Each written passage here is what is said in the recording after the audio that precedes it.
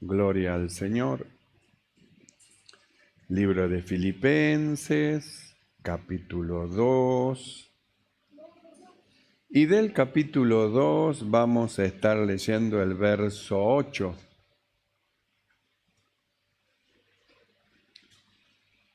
Filipenses, capítulo 2, verso 8. Dice así la palabra del Señor. Y estando en la condición de hombre, se humilló a sí mismo, haciéndose obediente hasta la muerte y muerte de cruz. Cerramos nuestros ojos y oramos. Mi amado Señor, alabamos tu nombre, te ensalzamos, te damos gracias. Gracias, Señor, por tu amor, tu misericordia para con nosotros. Gracias por darnos el privilegio en esta noche de poder presentarnos delante de ti y presentar sacrificios de labios, Señor, pues esto es un culto hacia ti, dándote la gloria, la honra y la alabanza, porque tú eres digno, Señor, de toda honra. Nos compraste con tu sangre, nos lavaste y nos llamaste a este bendito evangelio para darnos tu vida, una vida diferente del hombre natural, la vida del cielo. Mi amado Señor, te damos gracias. Muchas gracias por este tu grande amor, rogamos. Quieras tú tomar el control del dominio de todas las cosas, reprende toda perturbación del corazón, de la mente, de los pensamientos, Señor, en esta noche, y danos gracia abundante, Señor, para poder recibir de tu palabra. Abre, Señor, nuestros oídos para oír, nuestro entendimiento para entender, y tu gracia abundante sea en nosotros, mi amado Señor. Muchas gracias te damos por todas las cosas, en el nombre de Jesucristo. Amén y amén. Tomamos asiento. Hemos leído Filipenses, donde habla del Señor y dice, estando en la condición de hombre, se humilló a sí mismo, haciéndose obediente hasta la muerte y muerte de cruz. Muerte de cruz. Ya lo habíamos contado en otra oportunidad y lo volvemos a recordar, de aquel guía que en un lugar lejano llevaba a un hombre a una aldea en medio de la Amazona, diríamos así, donde no existe camino. Y el hombre, el guía, lo llevaba y en algunos momentos se paraba mirando para todos lados y después seguía, no había camino. Y al tiempo se volvía a parar, miraba y después seguía. Y aquel que estaba siendo llevado empezó a dudar y a decir, me parece que estamos perdidos porque yo no veo que haya algún camino que nos saque a algún lado, sino que todo es espesura de selva y me parece, entonces le preguntó al guía y le dijo, estamos perdidos, ¿verdad?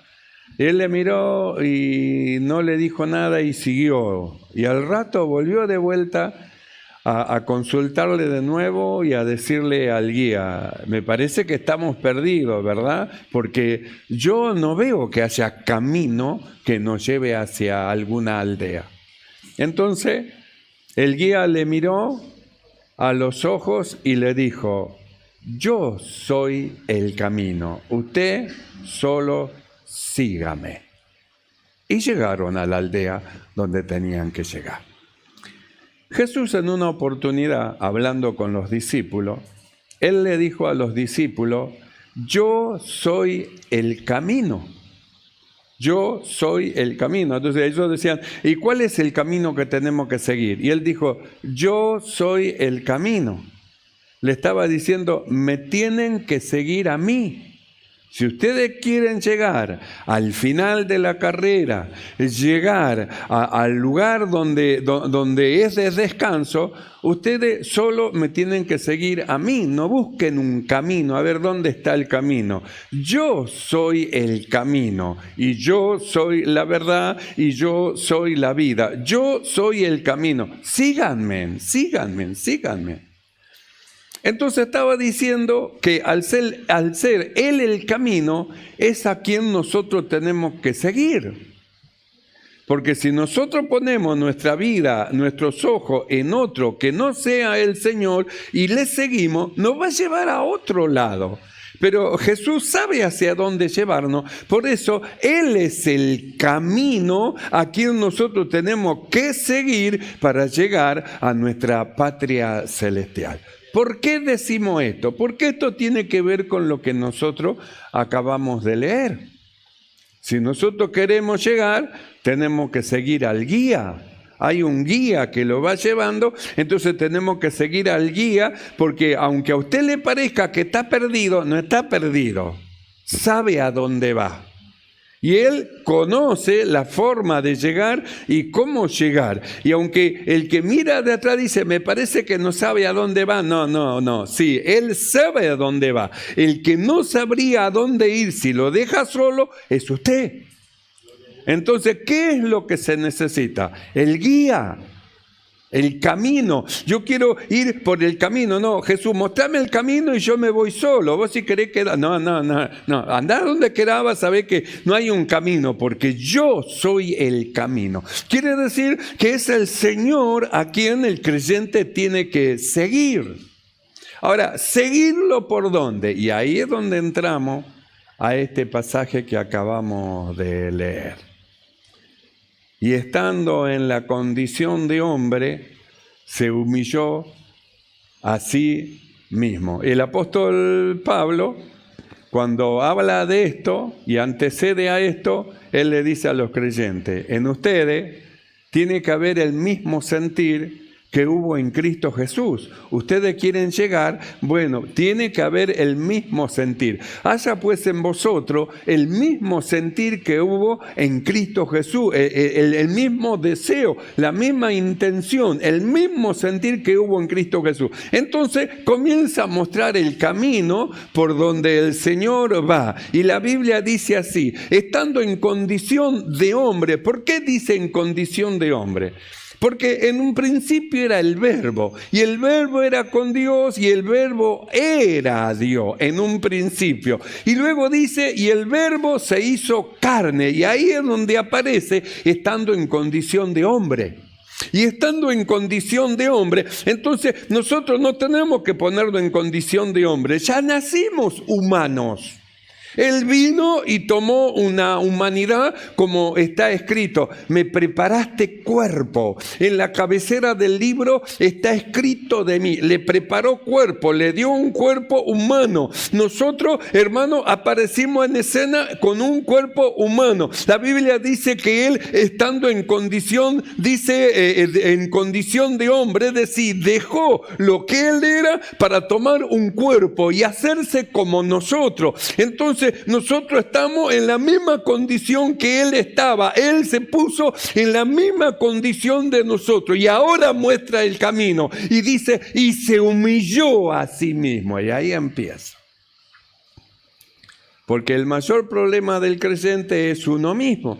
A veces uno quiere buscar los problemas afuera y por culpa de aquel, ¿vio? Y uno siempre le echa la culpa a otro, que por culpa de aquel no voy a la iglesia y por culpa de aquel otro yo no me llego. Y siempre tenemos una excusa y nunca llegamos a descubrir que el primer enemigo que tenemos somos nosotros mismos con nuestro propio razonamiento y nuestras propias ideas y que somos nosotros los que nos frenamos. No es que hay otro que nos frena, sino que nosotros mismos nos frenamos con nuestro propio razonamiento. Entonces, ¿qué es lo que muestra? El camino. ¿Qué es lo que hizo? Se humilló a sí mismo, se humilló. Es decir, a Él mismo Él se humilló. Humillarse es adoptar una actitud de humildad ante alguien, en este caso ante Dios, una actitud de humildad. Humilde, es dócil, es obediente, es sumiso. ¿Ante quién? Ante Dios.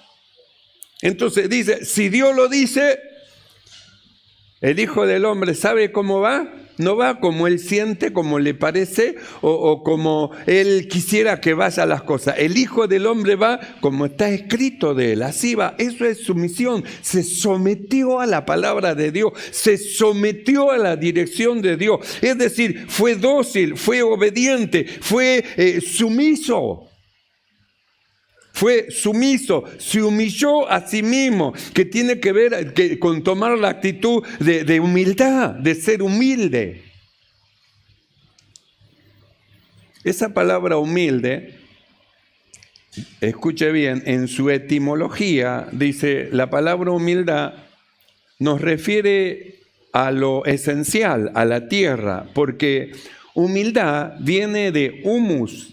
La palabra deriva del latín humilis y esta a su vez de humus, aquello de lo que la naturaleza se desprende y que a su vez la enriquece, la fertiliza y la hace crecer.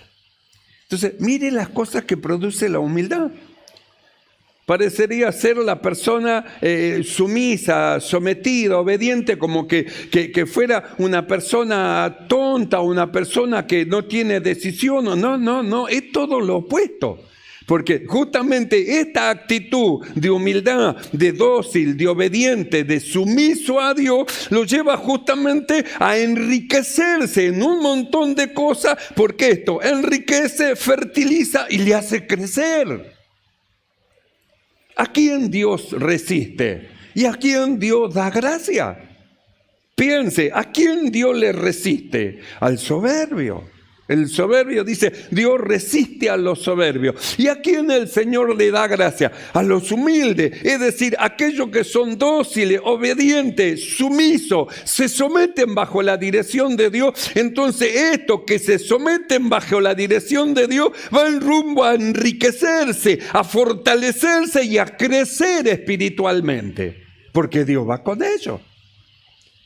Si Dios resiste al soberbio y le da gracia al humilde, es señal que Dios va con los humildes, es decir, va con los dóciles, va con los obedientes, va con los sumisos. Entonces, nosotros miramos al Señor y dice así, y estando en la condición de hombre, se humilló a sí mismo, y ahí es donde brota el primer combate del creyente, contra uno mismo. Por eso, ¿qué es lo que ha hecho Dios con nosotros? Nos dio una muerte y un nuevo nacimiento y una vida espiritual que no tiene nada que ver con esta vida natural. Nos hizo nacer de nuevo en una vida espiritual. Y ahí es donde entramos nosotros, que tenemos dos naturalezas. Dios abrió los ojos de nuestro entendimiento para que veamos que tenemos dos naturalezas, una carnal y otra espiritual. Una que vino de Adán, de la tierra, y el otro que vino del Señor, espiritual, del Señor. Entonces ahí nosotros ya podemos, al entender estas cosas, separar lo que es de la carne y lo que es del espíritu, y de ahí una decisión. ¿A quién le vamos a obedecer? ¿A lo que es del espíritu o a lo que es de la carne? El que siembra para la carne, de la carne cosechará corrupción. Pero el que siembra para el espíritu, del espíritu cosechará vida eterna. Entonces, Dios abrió nuestro entendimiento y nos va dando las cosas que nos pertenecen a nosotros. Vestidos, pues, como escogidos de Dios. Nos da las vestimentas espirituales. No solamente eso, nos da las herramientas para que nosotros nos defendamos ante el ataque del maligno con toda la armadura de Dios, vestidos de toda la armadura de Dios. Entonces nos da todas las herramientas a ese hombre espiritual para que podamos resistir en el día malo y habiendo acabado todo, estar firme. Vino el día malo, nos golpea, nos pega de acá, de todo lado, el día malo. Pero estamos confiando en el Señor y estamos en fe, esperando en Él. Entonces viene el día malo, nos golpea, pero estamos vestidos, estamos con las armaduras del Señor. Y habiendo pasado el día malo, miran después que pasa la polvareda y ahí está firme, alabando, glorificando el nombre del Señor. con las ropas y las vestimentas que el Señor nos da. Por eso nosotros miramos al Señor y dice, y estando en la condición como hombre, se hizo como uno de nosotros. Él es el camino, Él es el camino. Dice, se humilló a sí mismo, y ahí es donde viene el combate en contra de uno mismo. Se humilló a sí mismo, es decir, se quitó todo el derecho que tenía, se quitó todo lo que le correspondía como un hombre natural, el derecho de un hombre natural, el derecho de tener una mujer, el derecho de tener una familia, el derecho de tener hijos, el derecho, porque ¿para qué nace el varón y para qué nace la mujer? La mujer nace para ser mamá, para ser madre. Ahora están criando sus niñas, pero va a pasar el tiempo y van a ser mujeres hechas con hijos. Están ahora criando a sus hijos y va a pasar el tiempo y van a ser maridos, van a ser padres de hijos también, porque fueron formados para eso. Así hizo Dios el movimiento del hombre. Crece, nace, crece, se desarrolla, se empareja o pone en parejas, entra en el lazo del matrimonio, se multiplica. Él sigue su curso en avejentamiento hasta que se va, pero la simiente de él sigue y es una vuelta continua. Es una vuelta continua. Esa vuelta no se va a detener. No puede alguien decir, no, mi hijo no va a tener mujer. Imposible. Yo cuando era niño también decía, yo nunca me voy a casar porque yo comía el corazón. Mis hermanas decían que el que comía el corazón del pollo no se casaba. Yo me lo comía todo y decía, yo me voy a casar con mi mamá. Y me casé igual. Quiere decir que es la evolución. Es imposible que sus hijas no tengan hijos. Y es imposible que sus hijos no tengan hijas. Así es la vuelta de la vida. Así el Señor es como va llevando a la humanidad. Y de ahí la fe que entra en los que creen. Y de ahí un nacimiento nuevo de una vida espiritual de un hombre justo, perfecto, nacido del Señor. Entonces nosotros miramos, dice del Señor, y estando en la condición de hombre, se humilló a sí mismo. Y ahí es donde viene el problema, hacerse hocicar a uno mismo, ¿vio? Hace que uno mismo se humilla delante del Señor. Uno mismo se pone dócil a lo que dice Dios, dócil, obediente a lo que dice el Señor, sumiso a lo que dice el Señor. Y esto en esa humildad lo lleva a enriquecerse espiritualmente, fortalecerse espiritualmente y lo lleva a un crecimiento espiritual. La soberbia lo lleva a una quedada y una frenada. No puede avanzar porque Dios le resiste. ¿A dónde va? No voy a pasar, no, por acá no pasa, está frenado hasta que se haga humilde. Sin embargo, al humilde Dios le abre el camino para que pase. No solamente le abre el camino para que pase, lo acompaña, va con él. Le da gracia para todas las cosas. Por eso los soberbios no pueden crecer, no pueden avanzar, no pueden ir más allá. Sin embargo, los humildes, sin la intención de ir más allá, el Espíritu lo lleva, lo ilumina, lo renueva, le renueva en el espíritu de su mente, lo enriquece, lo fortalece y le da un crecimiento espiritual a causa de la humildad. Por eso dijimos, ¿qué es Jesús? Jesús es el camino. ¿A quién tenemos que seguir? Al Señor. Él es el camino. Entonces, veamos cómo es que se comportó el Señor y cómo actuó el Señor. Y estando en la condición de hombre, se humilló a sí mismo. Ahí es donde viene el primer paso. Humillarse a sí mismo, negarse a sí mismo, a su propia naturaleza. Si nosotros no hubiésemos nacido de nuevo, no podríamos negarnos a nosotros mismos porque la naturaleza humana sola no podría. Pero al habernos dado una muerte y un nuevo nacimiento y al tener en nosotros dos naturalezas, entonces nosotros sí podemos decirle no al hombre viejo porque lo declaramos muerto, que murió. Entonces, en sus intenciones que él quiere, nosotros podemos decirle no, pero mientras no teníamos dos naturalezas, sino una sola, no podíamos, nos arrastrábamos, nos arrastraba, éramos esclavos del pecado, el pecado se enseñoreaba de nosotros, pero cuando morimos y nacimos de nuevo, es un hombre espiritual que no puede ser llevado por el mal, porque este hombre nuevo no peca ni puede pecar, y es el que somos nosotros. Entonces ahí vamos todos nosotros al desarrollo de esa vida espiritual. Vamos luchando, peleando en contra nosotros mismos, en contra nuestra propia naturaleza, contra cosas que nuestra naturaleza humana quiere llevar y la persona dice no y ahí pide el auxilio. Señor, ayúdame, líbrame de tentador, líbrame de la tentación, guárdame del maligno, porque él anda como un león rugiente viendo a ver cómo hacer resbalar a lo que han creído. Como no tiene poder para obligarlo, entonces le tiende trampa, le tiende cosas para que el cristiano se vaya frenando, le tiende trampa. No lo puede agarrar del cuello y llevarle. Le ha sido quitado la autoridad, él no puede hacer eso. Pero sí le tiende trampa por el camino, polleras, pantalones y un montón de cosas. Le tiende trampa por el camino a ver cómo usted cede de repente y de repente su naturaleza humana lo arrastra y cae. Ahí lo tiene el diablo tomado. Entonces nosotros miramos, ¿quién es el camino? Jesús. ¿A quién tenemos que seguir? A Jesús. Bueno, veamos por dónde pasó. Estando en la condición de hombre, se humilló a sí mismo. Ahí es el primer paso. La batalla en contra de nosotros mismos. Esa batalla nosotros la tenemos ganada en la fe en el Señor Jesucristo. No significa que no se levanta en contra de nosotros, siempre se levanta. Siempre. Usted no se quiere enojar, porque ¿de dónde procede el enojo? No es del espíritu, viene de la carne, ira, enojo, rencilla. Y manifiestas son las obras de la carne. Usted no quiere, pero de repente algo le irrita y ya aflora ese hombre viejo y quiere tomar el dominio o toma el dominio, produce cosas y después usted se agarra la cabeza. Ay, Señor, yo no quería hacer esto, ayúdame. Porque es un combate contra su propia naturaleza. Contra su propia naturaleza.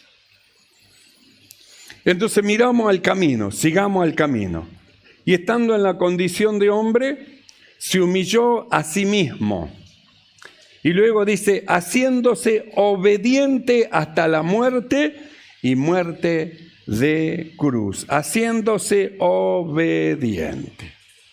Entonces, el ser obediente tiene que ver con la subordinación de la voluntad a una autoridad, en este caso es el Señor. Por eso tiene que ver con la humildad. ¿Cómo un humilde va a ser obediente? Porque él no acepta que lo manden. A mí no me van a decir nadie, a mí nadie me va a decir lo que yo tengo que hacer. Yo voy a hacer como yo quiero. ¿Ve lo que es el hombre viejo? La naturaleza humana no acepta una reprensión, no acepta una dirección, no quiere que le digan lo que tiene que hacer. Sin embargo, nosotros miramos al Señor y él oraba y decía, Padre, pero no como yo, sino como tú, Señor, como tú, sometido. En el sometimiento a Dios está la bendición del Señor, en el sometimiento al Señor. Por eso dice, primero se humilló a sí mismo y luego que en su humillación, ¿a dónde fue? A ser obediente al Señor, a obedecer lo que Dios le mandaba. Y cuando dice obediente hasta lo sumo, significa, hermano, hasta el punto máximo de la obediencia. Ser capaz de morir por la causa, ser capaz de dar la vida por la causa del Señor. Bueno, ahí está. Jesús fue obediente hasta la muerte. Por eso nosotros miramos el proceso de nuestra salvación. Creímos, recibimos a Cristo, pasamos por las aguas del bautismo. Dios bendiga a los hermanos que han pasado esta semana pasada, 10 hermanos por las aguas del bautismo. Entonces pasamos por las aguas del bautismo. Entonces, ¿a dónde vamos nosotros? A morir justamente a nuestro yo. Cristo Jesús dice que fue obediente hasta la muerte. Por eso nosotros obedecemos al mandato del Señor y nos bautizamos, obedecemos y nos sometemos y somos crucificados juntamente con Cristo para morir. ¿Morir a quién? Morir al yo, morir a nuestra voluntad, a nuestro deseo para someternos bajo la voluntad del Señor. Y de ahí en adelante vivir para Dios. ¿Sabe? Vivir para Dios, ya no vive para usted, ya está viviendo para Dios. Quiero vivir para Dios, quiero ser un instrumento en la mano de Dios, quiero ser un profeta en su mano, un predicador en su mano. Ahora yo vivo para Dios, no vivo para mí mismo, ahora vivo para el Señor. Es lo que Pablo dice, con Cristo estoy crucificado y ya no vivo yo. ¿Quién vive? Cristo en mí. ¿Quién vive en usted? ¿Quién tiene que vivir en nosotros? Cristo, Cristo. ¿Quién tiene que gobernar nuestra vida? Cristo. ¿Quién tiene que gobernar nuestros actos? Cristo. ¿Quién tiene que tener el dominio de nuestras acciones? Cristo, el Señor, Cristo. Por eso tiene que ver con el humillarse a sí mismo, el ser obediente a Dios, obediente a la dirección de Dios e ir en la obediencia hasta lo sumo, haciéndose obediente hasta la muerte y muerte de cruz. Entonces miramos al Señor, Él es el camino. Nosotros queremos seguir al Señor. Bueno, tenemos que seguir por los pasos que el Señor anduvo. Él fue obediente. Y nosotros también tenemos que caminar en esa obediencia a lo que el Espíritu habla y dice a la iglesia. Porque ahí es donde viene la bendición. La bendición del Señor viene mediante la obediencia al Señor, a la dirección que Dios nos da. A veces hay cosas que parece como que a nosotros no nos gustan. Pero justamente si nosotros escuchamos y le obedecemos, vamos a alcanzar las riquezas inescrutables que hay en Cristo Jesús. Pero si nosotros no queremos oír y nos tapamos los oídos, ¿cómo vamos a alcanzar esas bendiciones? Porque ya nos comportamos como un soberbio. A mí nadie me dice lo que tengo que hacer, a mí nadie me manda, yo hago como yo quiero. Bueno, el Señor lo deja, haga como usted quiera, pero las bendiciones se las alcanza a usted. Pero aquellos que se someten bajo la voluntad del Señor, entonces Dios los enriquece, Dios los fortalece y Dios los hace crecer espiritualmente. Y gustan de todas las riquezas espirituales con que Dios nos bendijo en regiones celestes. Por eso hemos estado viendo nosotros de estas iglesias, una iglesia que decía que era rica, que no tenían necesidad de nada, y el Señor le dijo, eres un pobre, un miserable y un cuitado. Y él decía, para mí no me hace falta nada, estoy re bien, pensando que porque tiene comodidades, tiene cuenta, tiene dinero, listo, ya alcanzó la gloria. Y el Señor dijo, no, parece como que eres rico, pero sin embargo eres un miserable, alguien que no tiene nada, un pobre, un ciego, un cuitado y un desnudo. Yo te amonesto que de mí compres oro refinado en fuego, que compres de mí. Y a otro le dijo, tienes el nombre de que vive. Dice, pero estás muerto. Y nosotros hemos estado viendo cuál es justamente el termómetro del Señor en cuanto a la vida espiritual que tiene, las obras. Las obras del creyente son el termómetro que manifiestan la vida espiritual que tiene. Por eso decimos, cuando en los teléfonos usted mira los estados, usted se da cuenta de la condición espiritual de los chicos, de los jóvenes, de los ancianos, de los hermanos. Usted se da cuenta, mira ahí, usted ya se da cuenta según lo que escribe, porque de la abundancia del corazón habla la boca y escriben los dedos. De la abundancia del corazón. Entonces muestra lo que quiere mostrar, lo que hay adentro de su corazón. Entonces, ¿qué es lo que hace? Están exhibiendo, se están mostrando el termómetro. ¿Qué es lo que le dijo el Señor? Yo conozco tus obras, ni eres frío ni eres caliente. Dice, ni eres caliente, eres tibio. Por cuando eres tibio, te voy a vomitar de mi boca. Y al otro le dijo claramente, tienes el nombre de que vive, pero ¿sabe qué? Está muerto. Tiene el caparazón exterior, la apariencia exterior, pero por dentro hay una mortandad que hace falta que reviva todas esas cosas, que reviva las cosas que se murieron y las que se están por morir, que preste atención para que no la pierdas. Ya ha perdido bastante, ¿para qué perder más? ¿Por qué no pegar la vuelta y volver y recobrar las cosas que se han perdido? Por eso le dijo, yo te amonesto,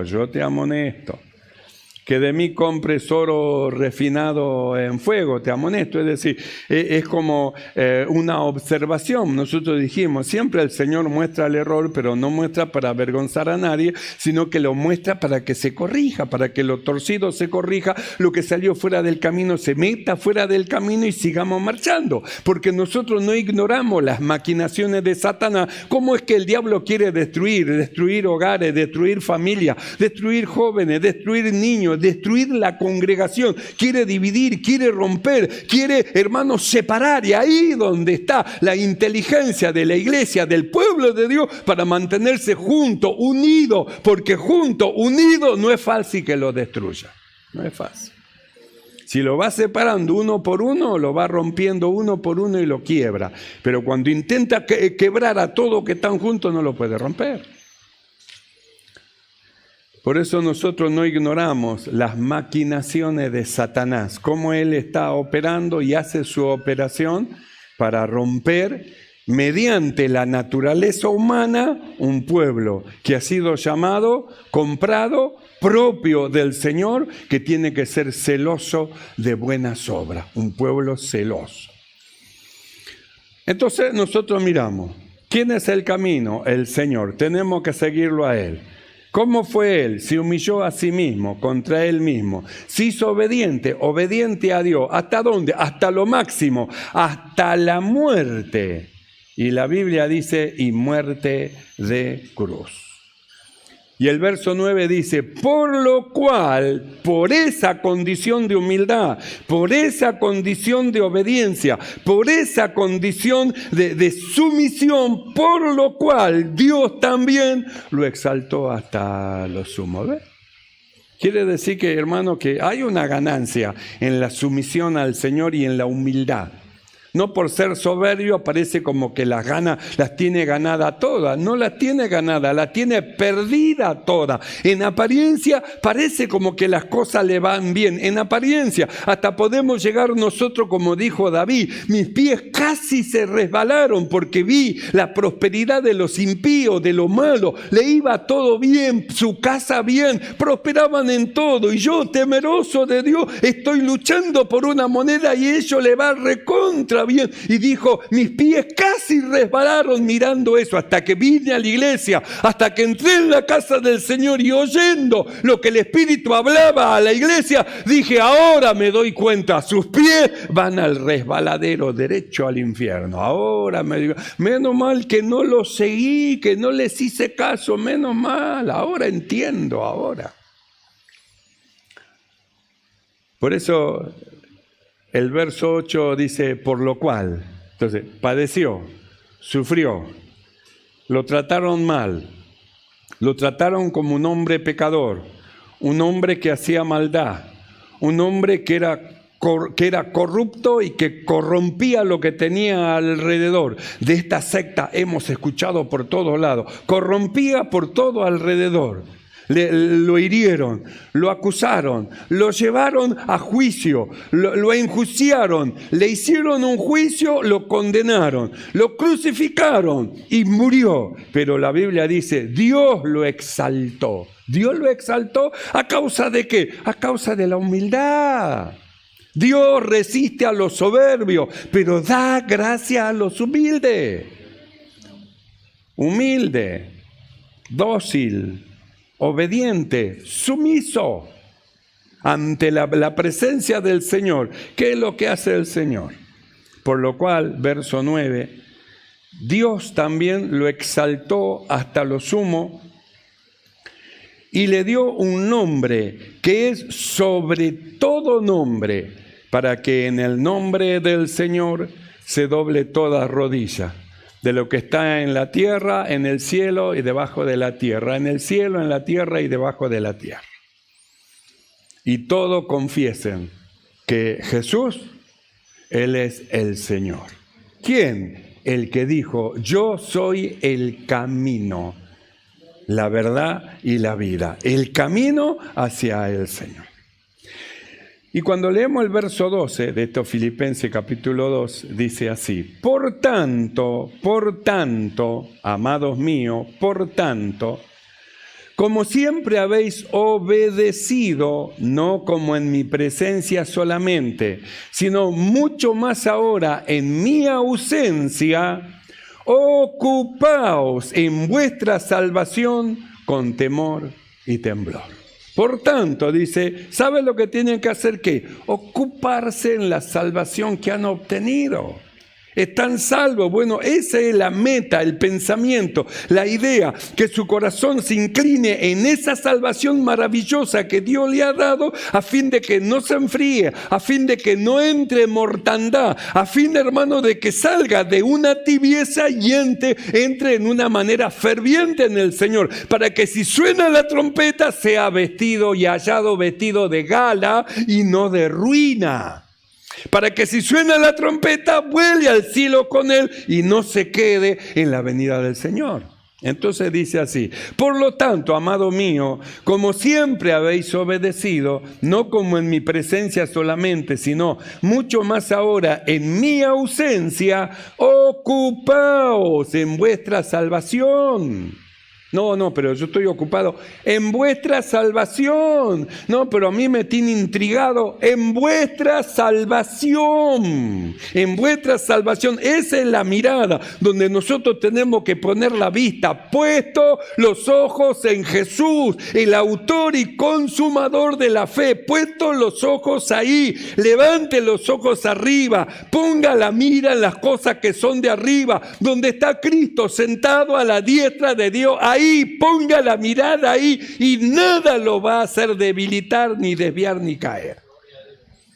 Si mantenemos nuestra mirada en el que dijo: yo soy el camino, la verdad y la vida. Así que piense, hermano, medite. Tenemos que velar, ser vigilante. Por eso hemos estado viendo cómo el Señor decía: velad pues, porque no sabéis el día ni la hora que el Hijo del Hombre ha de venir. Cristo viene pronto y una iglesia preparada y despierta que le está esperando, vuela al cielo con su Señor. Los muertos se quedan, los fríos y los tibios se quedan, los fervientes y los vivos se van con el Señor. Que todos nosotros volemos al cielo con el Señor en su venida. Así que, mis amados hermanos, no desmayemos, que nuestra vista esté puesto en el autor y consumador de la fe. Cierre sus ojos y vamos a orar. Cierre sus ojos. Cristo es el camino. Es a Él a quien tenemos que seguir. No seguir a otro hombre, seguir al Señor. Él es el camino. Y Él se humilló a sí mismo y se hizo obediente hasta la muerte y muerte de cruz, para que también nosotros le sigamos sus pisadas hasta llegar a la presencia de Dios. Cierre sus